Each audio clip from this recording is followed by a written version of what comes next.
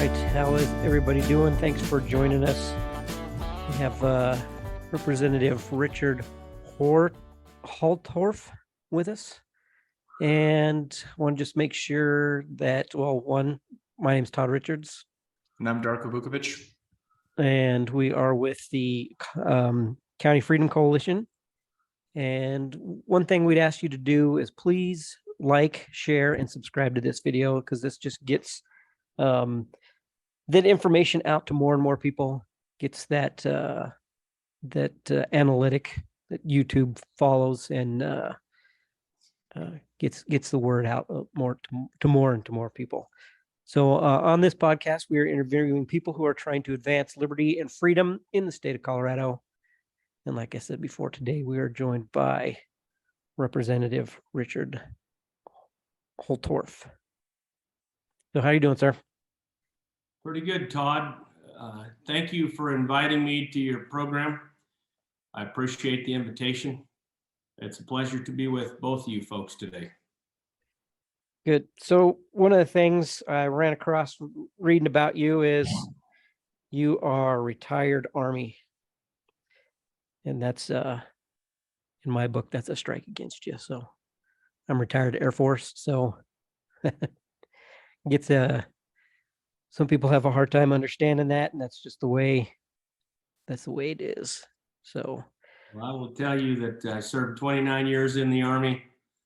I do empathize with you. I see your background has a lot of Air Force memorabilia, so I could tell you're an Air Force veteran. You know, I had an old infantry officer tell me one time, because I actually was an Army aviator and flew helicopter gunships and flew some lift missions with Hueys and flew some Cobra missions and some Apache missions. I had an old infantry officer tell me one time, "Don't you flyboys ever forget you're just a jockstrap for the infantry." So I'll just leave it at that. Yeah, I've ran across those guys, and it's like, well, okay, when you get in really, really big trouble, who are you going to call? Who's going to come and get you? Oh yeah, that's true. I will not deny that. The Air Force and, Army Rotary Wing is a small part of the big boom that comes when you start calling your forward air controller, and all of a sudden the airships start coming and making your life get a whole lot easier, and bad guys go away. Yeah. Did 13 years of special ops aircrew training with Hueys, Blackhawks, MH-53s, and CV-22. So know all that good fun stuff. So you're going from District 63 to District 64. Can you go ahead and explain that whole what the border change is, if there's a border change? Sure. Let's go into that. First of all, let me make a correction. So I am currently serving in House District 64, and I'm being moved due to the redistricting to House District 63. For folks that don't pay close attention, every 10 years we have a census. After that census, the state constitution directs that the borders for the House district, Senate district, and congressional districts be redrawn so that it'll balance and represent proportionally the same number of people, with communities that have commonality and counties that have commonality, and those relationships that are important to kind of put a district together, both at the state level and the congressional level. So the Independent Redistricting Commission was something that we did that is new to Colorado last year. I believe it was a successful event in that it provided a level of impartiality. Before, the gerrymandering was done by the Democrats if they were in power and had the majority, and or the Republicans if they had the majority. That's not something new to politics. But now, besides the backdoor political leveraging and bargaining and lobbying that in theory wasn't supposed to happen, but we know it did through closed channels and backdoor channels to some degree. That Independent Redistricting Commission redrew all the lines in the state. So I have been moved from 64, which were 9 counties in eastern and southeastern Colorado, the largest House district in the state, all the way down to New Mexico and bordering Los Alamos County, Baca County with Oklahoma and Kansas, and also Kiowa County with Kansas and a lot of other counties in that district. Now I've been moved to House District 63. My home county is Washington County. My hometown is Akron, Colorado, place I grew up in. Went to school there before I went off to college. And I'm still back in my community here on the ranch that I grew up on 15 miles north of Akron, here at Buffalo Springs Ranch. But my county, Washington County, has now been drawn into House District 63. 7 counties in Northeast Colorado, starting with Weld County, Morgan County, and moving east all the way bordering Wyoming and Nebraska through Washington County and Yuma County, and also including Logan County, Phillips County, and Sedgwick County. So that's going to be my new district come January 1st. Right now, I'm the presumptive House District 63 representative because I do not have a general election opponent in a Democrat opponent at this time. So you got that. You vote for yourself, you're in there. Just one, and I need somebody to remember to vote for me if I forget. All right. What was I going to ask? So did your population stayed the same then? Is that correct? Just about. Well, what happened before, we were looking at the 78,000 citizens per district. Now I think it's up to 83,000 citizens per district in the State House of Representatives due to the growth of the state. So it's gone up by about 6,000 citizens per district, which I think is a considerable increase. As we know, Colorado is growing. A lot of people are moving to Colorado, some for good reasons, others for not so good reasons. That's changing the landscape and the demographic of our state. Yep, it is. Yeah, you get out on I-25 and you see the where all these license plates are from. So that's I don't know if that's a good or bad thing. So it's probably a bad thing. The big urban and rural divide, how do you fall in with that? There was the big meet in day last year or 2 years ago. Just the people of the urban don't understand where their food comes from. I really believe that. And how can you help bring that urban or that rural voice to the urbanites, to the people of Boulder and greater Denver area? Well, Todd, that's a tough question. I've already begun the process of doing that. In my 3 years at the state capitol, I finished Kimmy Clark Lewis's last term. She unexpectedly passed away of cancer, and I was appointed to finish her last term, and then I ran for my own term. So I've actually done 3 years in the state legislature, and now in this new district, I'll do another 2 years for my second term. The rural-urban divide is a real thing. It's growing larger and wider. I have been working with, at the state capitol, beating the drum about how important rural Colorado or the rest of Colorado is to the Front Range and the I-25 urban corridor. There's so many things that the rest of Colorado provides for the urbanites in the I-25 corridor. And in fact, they need to understand, and we need to help them, but they've got to want to listen and learn why the urban-rural divide exists, or the urban-rural divide, as they say, exists, and what we can do to close the gap. Now, I will tell you, this last summer, I held a legislative day and invited 6 legislators out to tour Northeast Colorado and come to our cattle ranch and our little feedlot. We also went to a bird feed factory in my hometown, which is one of the largest in the state, because Proso millet is grown in my county in eastern Colorado here, and it's one of the prime ingredients in bird feed, wild bird feed specifically. We also went to an irrigated farm in Washington County Corman Farms, and we toured that and talked about the cost of inputs and energy and fertilizer and how that's one of the top 3 inputs in farming. And when you do public policy that causes these increases, you just kill our businesses and our way of life out here because it becomes unsustainable based on the inflation and the cost of inputs. So that was one small effort. If there's 100 people in the General Assembly and over 50 or 60 of them are Democrats, and 2/3 of those are progressive big city Democrats, they all needed to be out here getting the class because they don't understand it. Some of them don't want the class and they don't want to understand it. They really don't care. And that's a problem because they're ideologues and they're set on their little world. You know, I was talking to the president of the Bell, the Policy Institute there, the Bell Center, I think it's called, there in Denver. And we were having a little terse discussion about how, you know, the rest of Colorado and real Colorado out here, if you can't make it with your hands, if you can't produce it, if you can't deliver, if you can't make something happen, sometimes with next to nothing, you're going to turn into a tumbleweed and blow away and die just like a Russian thistle does and blow away in the wind.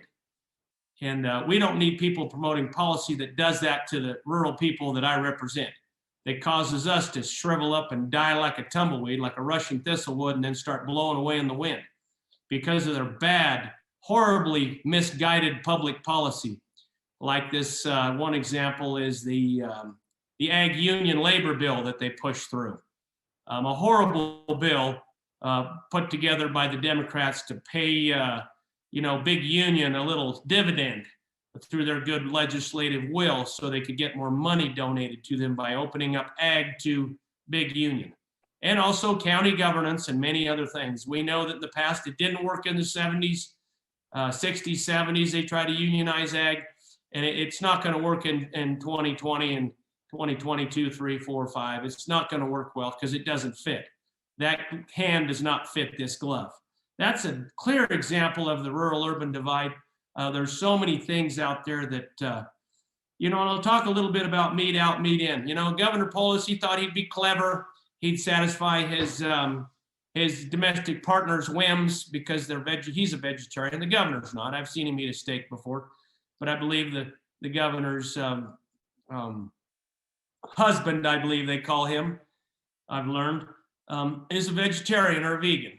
But so in order to appease him and other stakeholder groups that are vegan, vegetarian promoters, he declares this meat out day claiming it's a harmless thing. Well, guess what? When Colorado has a multi-billion-dollar industry that's the cattle industry, when people like me, a third-generation cattle rancher, and many fourth and fifth, sixth generation, I know of a seventh-generation cattle rancher, that have made their living on the land with cattle, with horses, trying to eke out a living and promoting a multi-billion-dollar industry that has a significant supply chain, 7 phases of our industry that touches every community and county in rural Colorado and even reaches all the way into the Denver epicenter of downtown Denver with meat processing and purveying, both lamb, beef, natural meat that supplies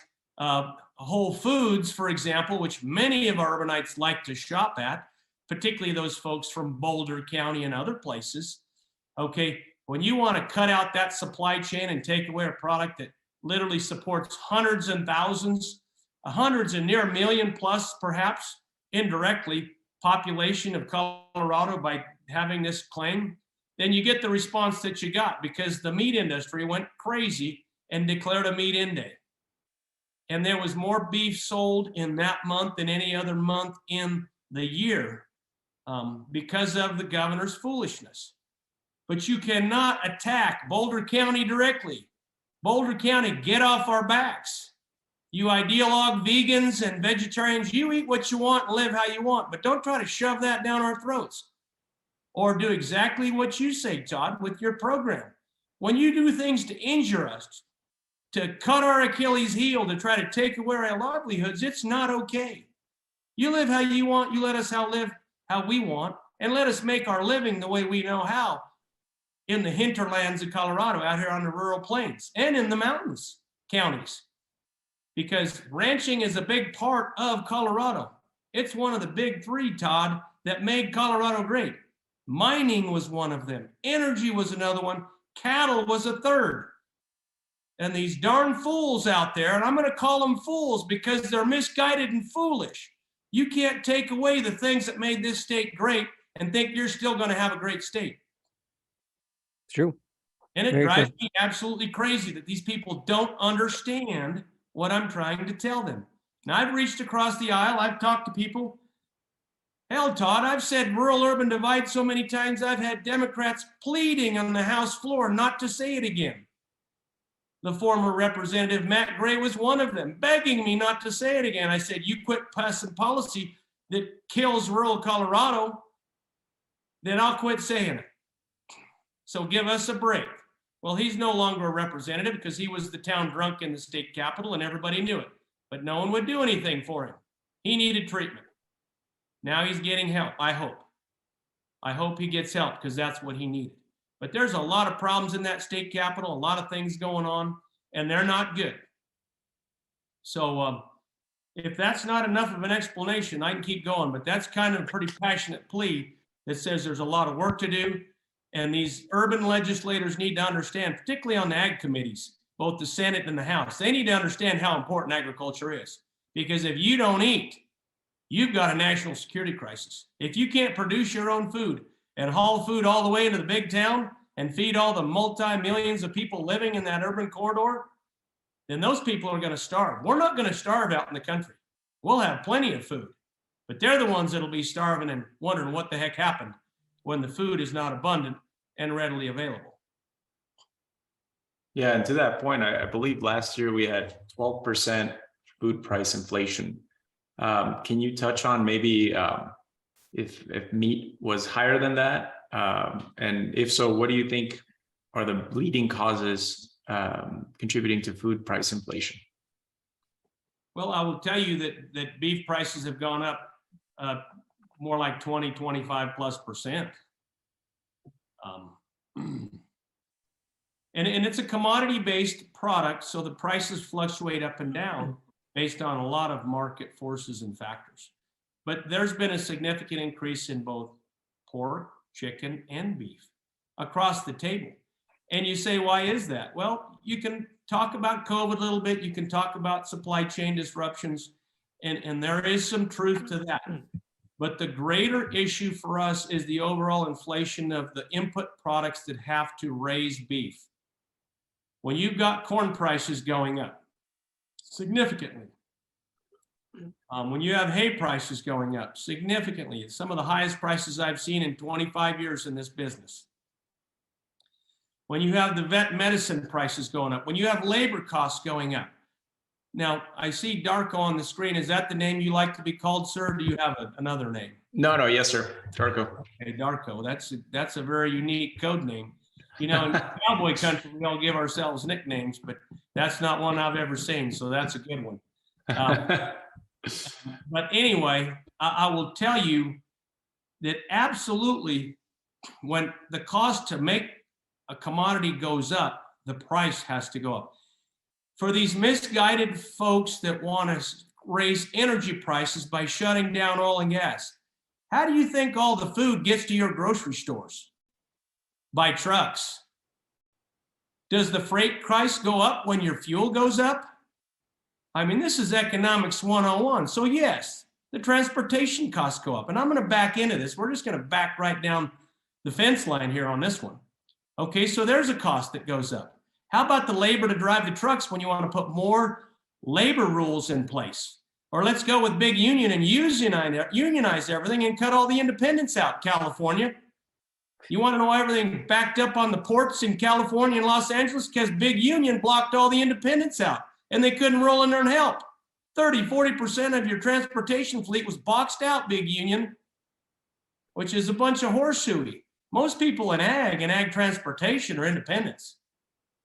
They're out there moving day and night, independents, not union. But these fools from Boulder and Denver want a big union everything.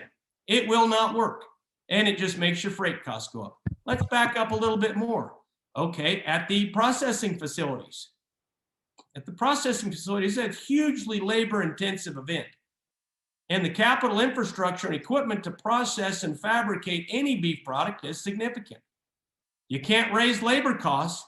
You can't cause a situation where you have more downtime and less productivity and slow down the chain speed on processing and packaging meat products and think you're going to have greater output. So then you cause a supply chain disruption. And I took a few economics classes, and we could talk a little bit about supply and demand. I don't want to get into it. I didn't get an A in economics. But I will tell you, when you start choking down supply and the demand is steady, the price is going to go up. So that's another shot in the foot. You got 3 toes left now. You shot 2 of them off already.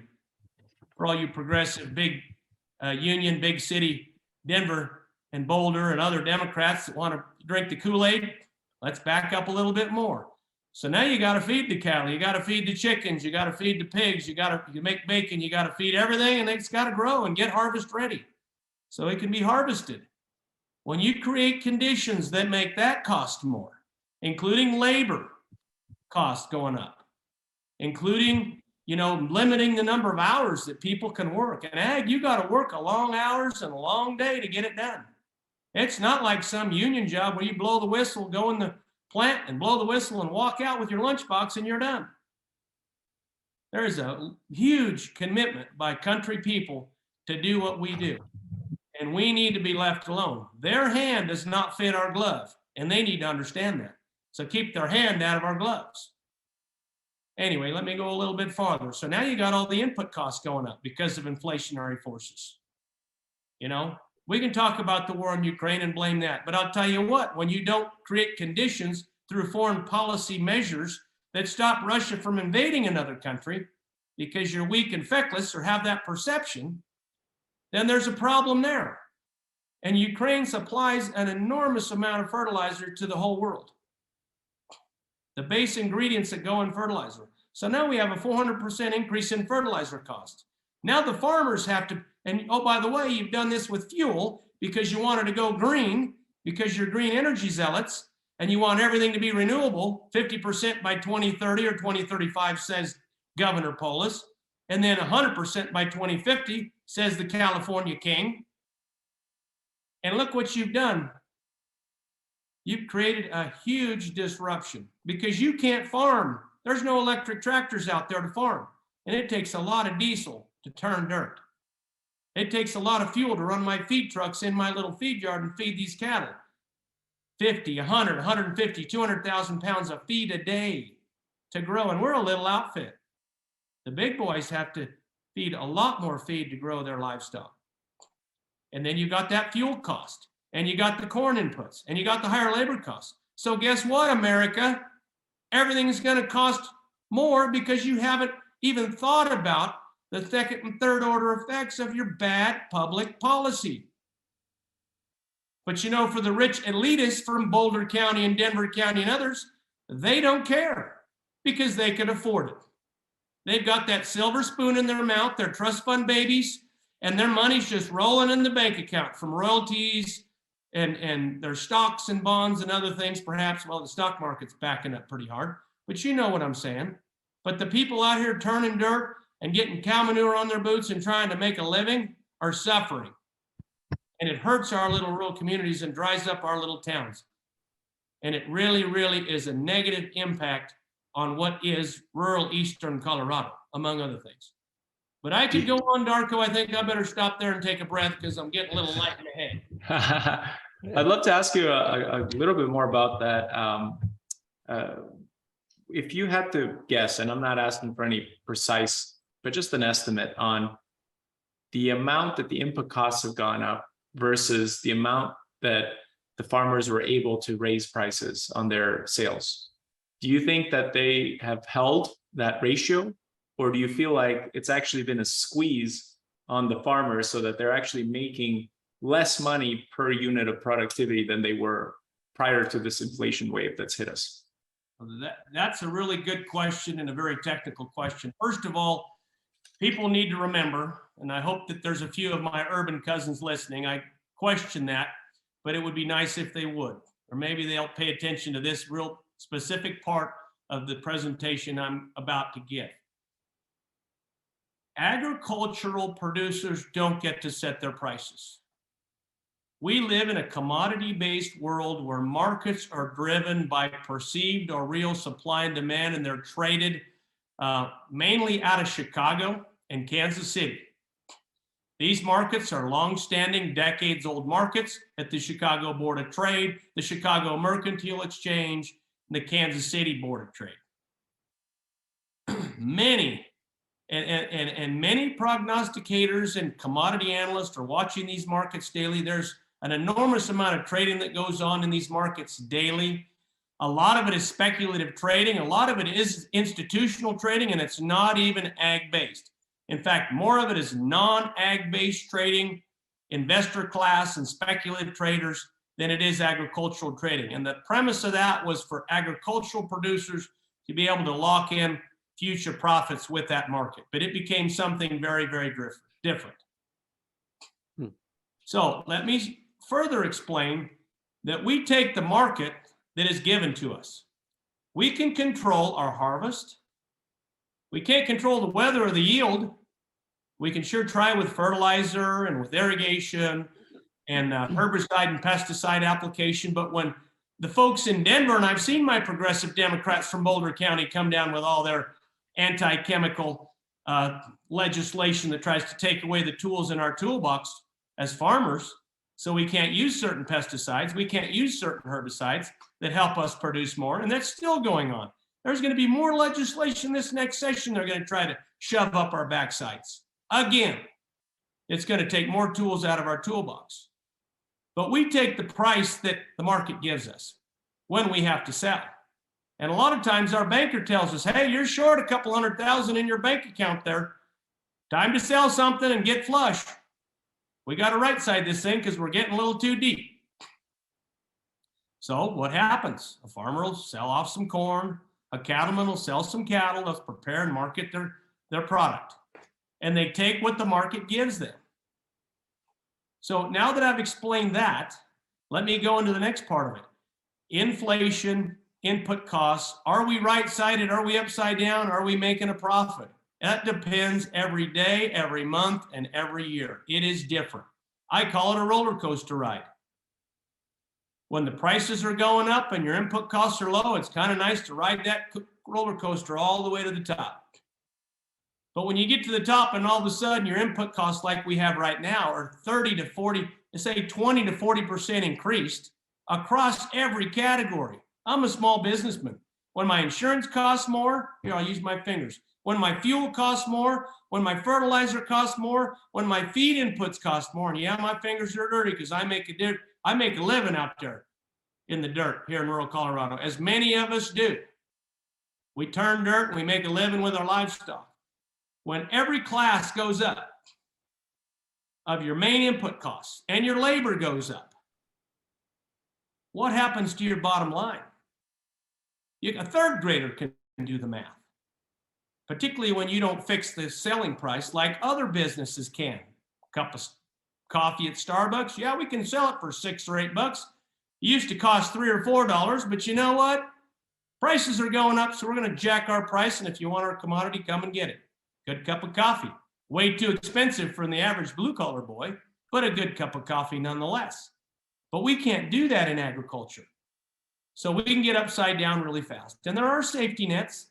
The USDA has big programs out there. It's a big part of their program with their Farm Service Agency and their safety nets that keep farmers and ranchers in agriculture when they have problems like drought and other things like that, or they need to take out loans. There's a loan program through that. But is it enough? I will tell you, the small farmers are going away. The big farmers are getting bigger, and the middle farmers, if they don't step up their game and get bigger, they are at risk. And that is not a microeconomy that I aspire to, because the more little people you have out there doing their thing, I think the better. Have everybody, have the big boys, have the medium players, have the little players. Make an environment where everybody can thrive. And Darko, we do not have that right now.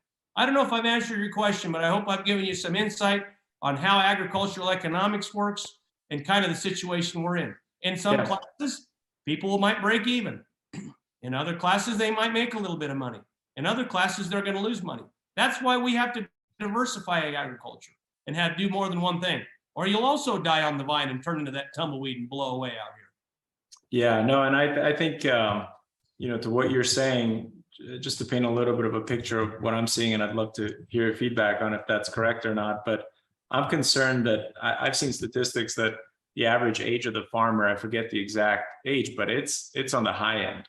And so we don't have a young generation replenishing the small farmers. Now, what you mentioned of the price pressure of the input costs to the farmers, squeezing out the small guys. And to your earlier point about, it's not going to be the rural folk that end up starving. It's going to be the people within the city. Now, I do think there's a bit of fear mongering about people saying, oh, there's going to be starvation and die off and whatnot. And maybe that's true in some countries around the world. But what I worry is going to happen in the US is that the quality of the diet that you have is going to get worse, because we're going to be replacing things like healthy proteins with more, carbs and more sugar and more things of that sort. So I do fear that our health is actually going to suffer if the food industry suffers.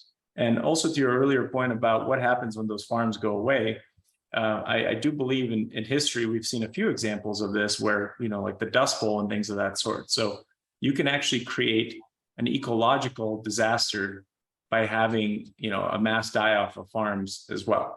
Any thoughts on that? Do you feel like that assessment is accurate? Well, Darko, I wish you would have broke it up into pieces, but we'll try to walk through all this. I'm not as slow as some people might think up there at the Capitol.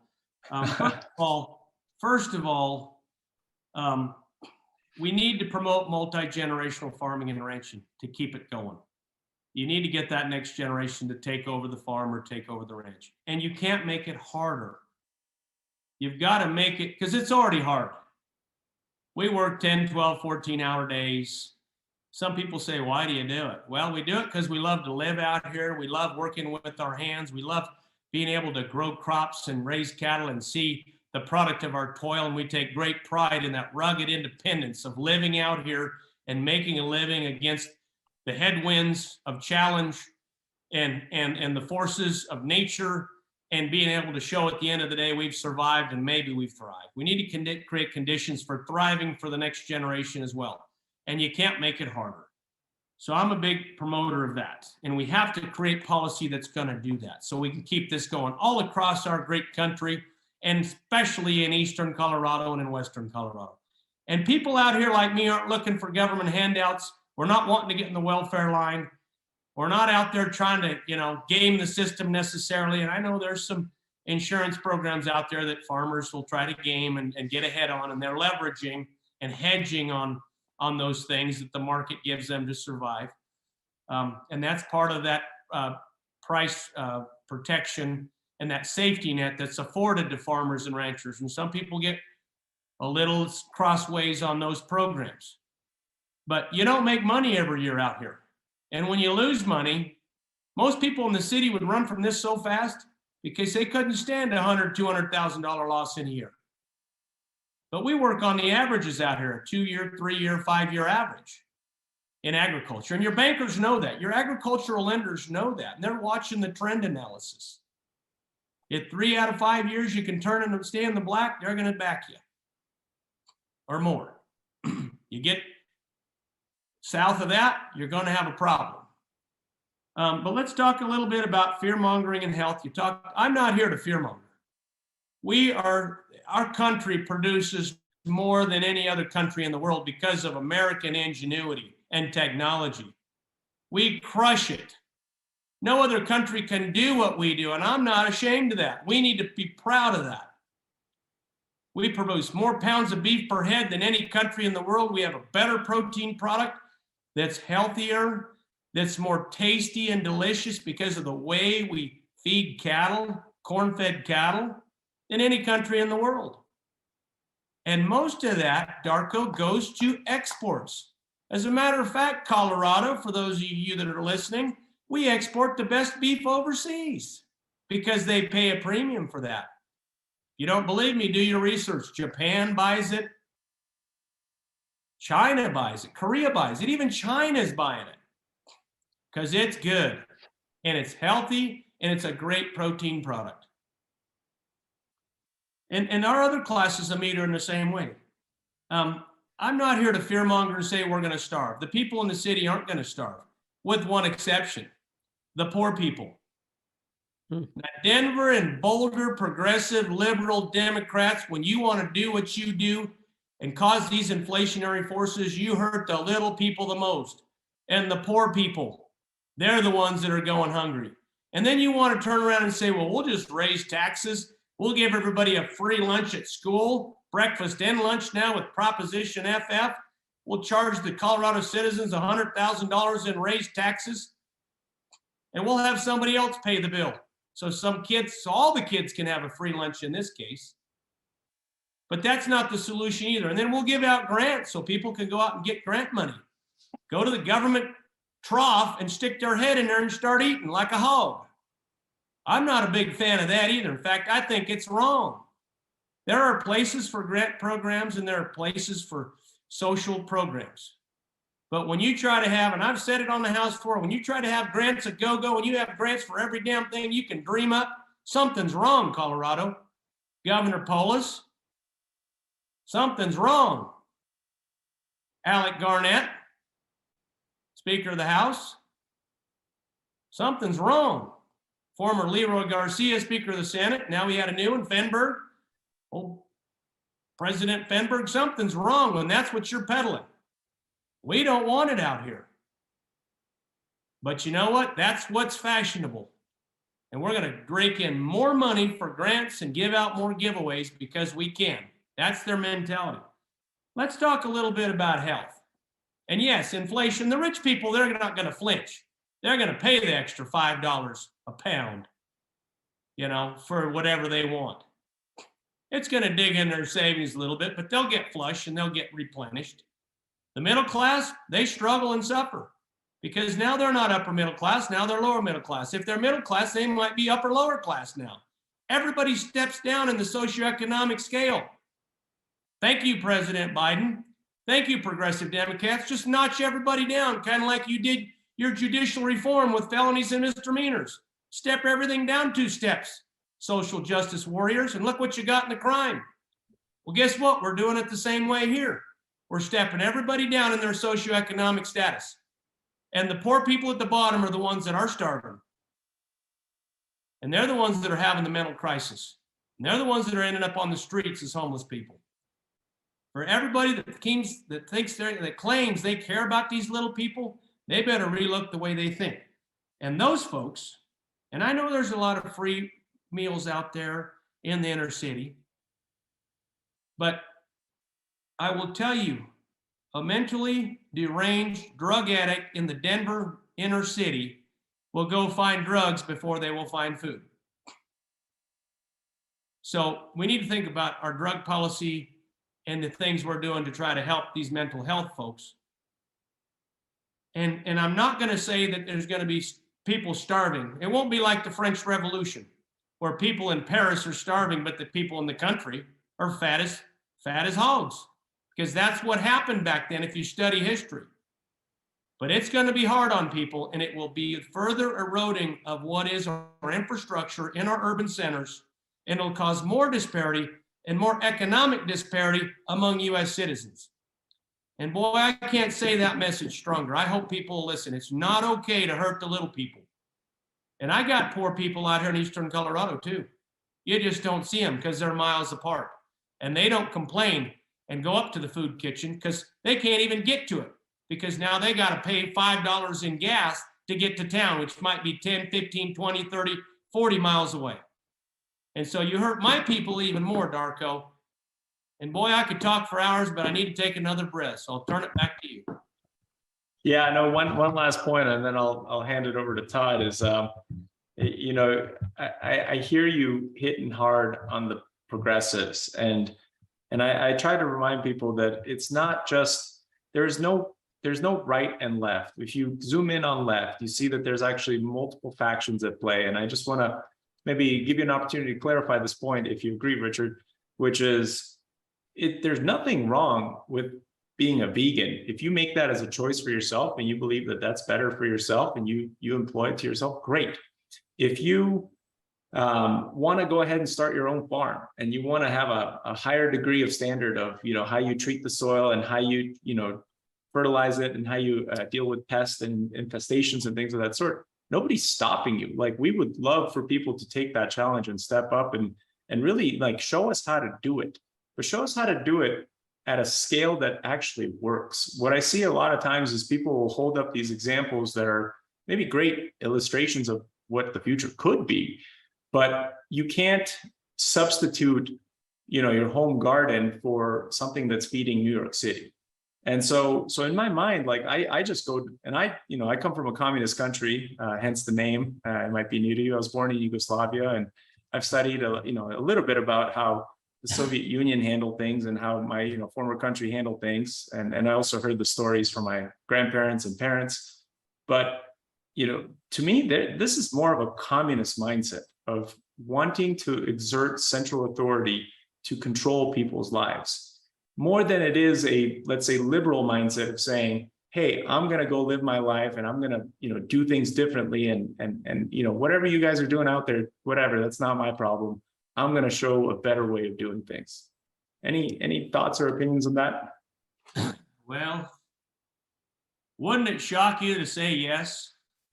I got a lot of opinions about that. So hang on to your hat, because the wind's going to blow a little more. I don't mean to pick on progressive Democrats, but in the last 3 years, it's all come out of their camp, all of it.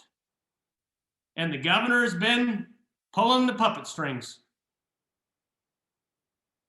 So, and nobody has said, wait a minute, at least not openly and publicly, wait a minute, slow this train down. This top-down authoritative control, these state government mandates from executive directors of departments that are promulgated across the state, or you will be punished. There will be punitive punishment. We will remove licensure. We will shut you down.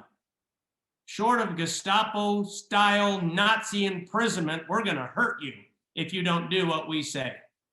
I'm not going to talk about CDPHE and their vaccine mandates. I'll leave that one alone, because I've beat that drum pretty hard in the last 2 years. And it shouldn't be, hey, this is mandatory or else you suffer. The heavy hand of government's going to come down and crush you. So if you don't want our pain, you better bend the knee. I don't mean to pick on these folks, because there's a lot of good Democrats. My wife, all her family are from North Carolina. They're all Democrats. And I've gone back for decades to their family reunions, and we get along pretty good. Great food. We drink and have a good time and socialize. And we agree on 6 or 7 out of things back there in North Kakalaki when we go back there. And the other 2 or 3 things that we don't agree on, the whiskey and the beer, washes away and we get over it. But we're getting so damn radical now, so Marxist minded. I mean, near, neo-socialist, national socialist. I'm not going to say the Nazi party. It's a bad word. It's an evil word. History has proven that. But that's when we do public-private partnerships and the government's getting in bed with the private sector, and then those private sector companies win the farther they get in bed with government. Guess what? That was Nazi Germany. You wanted to thrive in business, get in bed with the German government, the Nazi party, and you will do well. But otherwise, you might not do so good. I'm not a fan of these public-private partnerships. And I don't mean to pick on these people, but these mandates, these regulations, the one size fits all for everybody in Colorado. I throw the BS flag down and say one hand doesn't fit every glove. One glove doesn't fit every hand. One foot doesn't fit every boot. One boot doesn't fit every foot. We have a very dynamic and diverse state here. It's different from corner to corner, east to west, north to south. And those things need to be considered when we promulgate and mandate statewide policy, Governor Polis and others. So back off and get out of our boots. Give us a chance. Yeah, and what you're describing there, that's not progressivism. Like, they hide under the guise of progressivism. Progressivism should be somebody inventing a new process or technology and coming to you and Richard and saying, hey, I've figured out a way where you can use less water. Are you interested in hearing about it? Hey, I figured out a service that allows you to better selectively apply, fertilizers on your land. Are you interested in adopting it? Here's my offering to you. That's progressivism. That's moving technology and knowledge and our culture forward. Mandating and hitting people over the head with a hammer and mandates and fines and regulations and making your life living hell, that's not progressivism. That's authoritarianism. And I think if we can help people see the distinction between those two things, I think a lot more people will wake up and better understand what you're saying. And I think you're right. I probably should choose my words better in what I'm trying to describe. So you're actually helping me learn how to communicate a little better. But the folks that I work with across the aisle, their mantra is, hey, we're Democrats and we care about everybody. And the good of the many outweighs the good of the few. And we want everybody to be lifted up. We want diversity, equity, inclusion. I have a problem with the word equity. Equality is one thing. Equity, equal outcomes for all, doesn't happen unless you're a communist country or a socialist country. And then it still doesn't happen. And I've got a good friend of mine, Roger Kuntz. He was in Russia back in the communist days as a state FFA officer. And I shouldn't have said his name, so everybody forget I said that. But he went to communist Soviet Union in his day back in the 80s. And he's a neighbor of mine and good friend. And he went to one of the collective farm workers and says, hey, tell me how this works. I grew up in eastern Colorado. We raise wheat and we raise milo and we raise millet and we do different crops. And, we work hard and do what we can to raise crops and we're proud of what we do. How does it work over here? And here's what the communist collective farmer said. The Soviet government pretends to pay us and we pretend to work. Chew on that a little bit, because where's the economic incentive? In that model, everyone's going to do what I call the BAM, the bare ass minimum. There's no incentive to work any harder. Why? You're going to get the same outcome. Equity, you're going to get the same outcome. So who wants to be top of the class? Oh, wait, we'll wash that away too. We don't have to have a valedictorian. It might make the kids that aren't honor society students and the bottom of the class feel bad. And we can't get our feelings hurt. Oh, heaven, no. Because feelings are the most important thing for everything and everybody. Well, I will tell you, I grew up in an old immigrant family out here from Germany.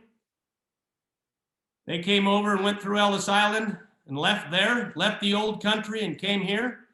In my Spanish family, on the other side, my father was a naturalized immigrant citizen who left Spain and came here for a better life. And there is better opportunity and more opportunity, I dare say, here than in those countries oftentimes, unless you're part of the elite class, the connected class, the social elite class, or another connected class. If you know people and you're connected, you're fine in a lot of those countries. But I tell you what, if you're not, and in Yugoslavia, if you weren't connected, you were screwed. You were a beggar on the street. In many cases, not in all cases, unless you left and went to find a better life. We cannot turn the United States of America into a European model, or we have failed our founders' experiment, our founders' great experiment. So absolutely not. When people turn to Europe for solutions, I'm like, get your head out of that hole. Bad idea, buddy. Bad idea. Anyway, I probably haven't given you very good responses to your hard questions. Oh, these are great. Shed a little bit of light on some of this. These are great. And Richard, it's so great to hear from a firsthand account. So I really appreciate you taking the time, and these answers have been great. All right. Well, Todd, you better ask me some questions because Darkos are too hard. So with your impending win, what are some of the things that you're looking forward to in this next this next cycle. Hopefully that, you know, we get one or both of the things at the State House. What are some of the things you're gonna to look forward to or try to push out into the future? Can you elaborate on any of that yet? Or Oh yeah, I can elaborate on some of that. The first thing I'd like to do is I hope we have a balance of power. Old State Senator Don Coram, who ran for Congress and was beat in the primary, which I kind of expected down there in CD3, he said something pretty profound to me one day as I was walking through the halls of the Capitol, kicking rocks and cussing about all the bad things that were happening, and I was getting pretty frustrated. He said, you know, Holtorf, governance works best when you drive down the middle of the road. You can't be too far to the right. You'll roll over in the right bar ditch and you'll be upside down. You can't be too far to the left. You'll roll over in the left-hand bar ditch and be upside down. You need to kind of run down the middle, and you need to have balance and compromise in the government policies that we promote. You get a little bit from this side, a little bit from this side, you work together, you shake it up, and you come up with a policy, a piece of legislation that moves Colorado forward, that takes care of all of Colorado, and it's a balanced approach. And all sides have a little stake in that. What has happened the last few years is we've been so far to the left, we're trying to roll this thing over in the left bar ditch, upside down 3 times. Look at the fentanyl policy. Look at the Democrat solution to fentanyl.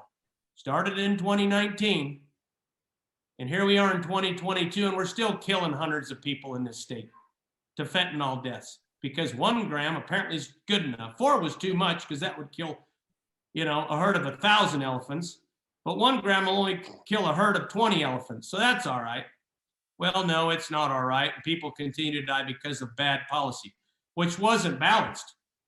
If they would have listened to us, and my good cowboy buddy Mike Lynch, who's part of the Cowboy Caucus, had to withdraw his name from that because Alec Garnett and the Democrats wouldn't listen to our side. They rejected our ideas. But if we would have balanced that out, we would have come up with a better piece of legislation. I'm not saying the Republicans are always right. They're not. But I'll also say the Democrats aren't always right. They're not. Sometimes they're right. Sometimes this side's right. But if we come together and work in a balanced approach, we can come up with a better right and definitely not a wrong. And that's what I want to see this next session. I want to see more bipartisanship. I don't want to see this bipartisan in name only. If I'm a Democrat and I'm in the supermajority, let me go shopping for a Republican that needs a bone.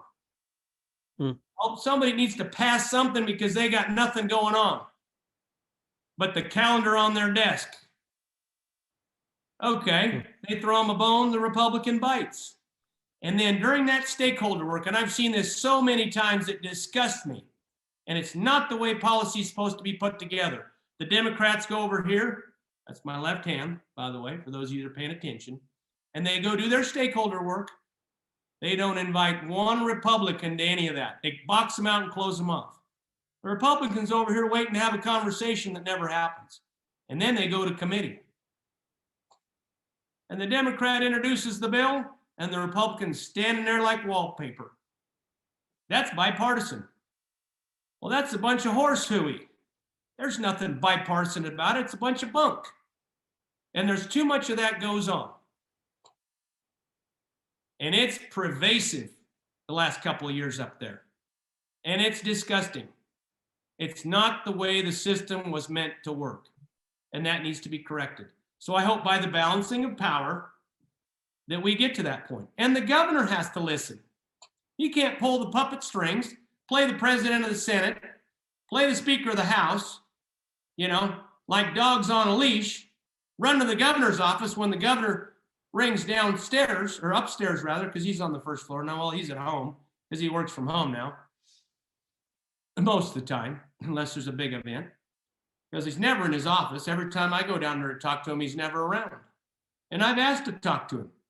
As a rural legislator trying to represent Eastern Colorado, I've asked to have his ear. He hadn't given it to me many times, and he doesn't spend much time listening to what we have to say.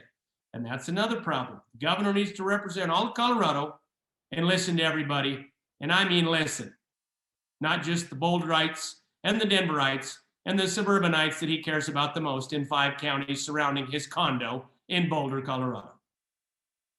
I don't mean to pick on the governor, but it's the truth. And the truth needs to be spoken. So that's what I hope for. And I wouldn't want a sweep of all Republicans. I think that would be bad too, because we'd lose that balance. The magic in our democracy and our representative republic is the fact that policy has to be promulgated on compromise. And you have to find that middle ground. That is the magic in the mustard.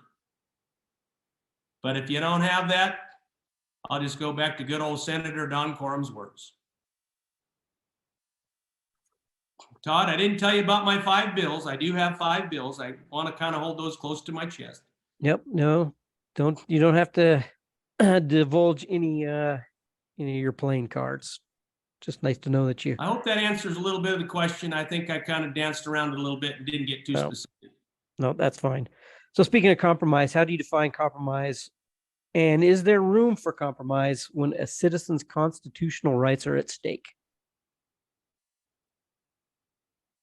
I would say constitutionally, I'm a traditional and foundational constitutionalist, and that defines those basic rights that should be not infringed upon. And we shouldn't be trying to rewrite the Constitution. We shouldn't be trying to get the red pen out and scratch through certain lines, edit or audit other lines. And I've had conversations with Democrats on the House floor. I'm not going to talk about Representative Lontine and I's heated conversation about what the Constitution is. But the Constitution defines those rights, and they shouldn't be infringed upon. They should be foundational, and those things should be left alone and not necessarily changed, with a few exceptions. And our U.S. Constitution has been amended and added to the Bill of Rights. But that is an exception, not the rule. There's way too many constitutional ballot initiatives. There's way too many things that are constitutionally questionable. Legislation that gets challenged at the Supreme Court or could get challenged at the Supreme Court that should be left alone. And I've told people this at the Capitol, Todd, and I'm going to speak passionately about this too. I think there should be a constitutional measure that the Office of Legislative Legal Services should have to evaluate with a committee when legislation is proposed by any legislator or any special interest or stakeholder group who's found their little pony to carry their policy initiative to run that thing through the gold dome, that if there is a constitutional question, that it should not be introduced. And there should be special hearings on that constitutional question. It should be ruled on by judges before it ever gets to committee. Straight up. Because we should not be having these things go all the way through the gold dome, wrap around Senate, House, joint committees, run up to the governor's desk, and his legal review is probably biased. The state Supreme Court is stacked with so many liberal judges. That is biased. But clear, objective review, and if there's a constitutional question, it doesn't go forward until the legislation is modified to delete the constitutional question. And then you can move forward. I love that. That never happened. It'll never happen in this state because they're not going to let it happen. No, I love that. I mean, even at the federal level, I would say, like, for example, when Biden had the CDC eviction moratorium, which, to be fair, came through under Trump. And at one point, he was asked about extending it, and he said something along the lines of, like, I know this is unconstitutional, but I'm going to, extend it anyways. And to me, that was a moment of terror, because it's like, if we're going to drop that curtain, and it's like, if we're just going to say, hey, I'm going to do what my constituency likes, and I don't even really care whether it's constitutional or not, that's somebody else's problem. I think we risk tearing the fabric of the country, because ultimately then everyone's just going to start passing whatever they want, and it takes pain and suffering of the citizens before you can undo it. So I wholeheartedly support that, Richard. I think that's a great idea, and I would love to see something like that happen. Well, you make me Speaker of the House and we can talk about it, but I doubt that's going to happen either. Or the governor of the state. That's definitely not going to happen. I promise you, they're not ready for this cowboy in Colorado. But let me get back to another point that I think is relevant and important to talk about. We take an oath to the Constitution. So President Biden, when you made that comment and you knowingly and willfully and wantonly violated the Constitution by your actions, you should resign. You're a disgrace to the Constitution that you swore an oath to, because you're directly violating it. And that's not okay. We all do it at the state capitol. We swear to the state constitution, yet we turn around and try to pass legislation that infringes on that and makes it questionable and perhaps changes the constitutional protections. Yep. That's a problem. Yeah, that's a big problem. Anyway, I've got a bunch of phone calls banging here pretty hard. I hope we can terminate this. If we could close here, I've given you an hour of my life, and I've appreciated the time. We can schedule this again in the future, but I got to take this call here, and my business here doesn't come unraveled at the ranch. Nope. Maybe when you start getting some of your bills, we'll watch that and see if you want to come in and talk about those things, what's going on. So okay, well, you can reach out to me, Todd or Darko at holtorforcolorado.com. Holtorf for Colorado is my Facebook. It's got my email contacts and phone numbers on there. If you want to reach out, you can reach out to my legislative aide there at the Capitol as well. I think you've contacted him already, and we can continue to move forward in this discussion. But I am very passionate about the things I talk about, and I think you can feel it, because it's, I'm about ready to crawl through this computer screen right now, talking about the things that are being done to our people and my people that are not okay. And it's not good for this country. It's not good for this state. And it's definitely not good for rural Colorado. Yep. Well, really appreciate your time, Richard. Thank you so much. Yeah, thank you. Thank you very much. Okay. You bet.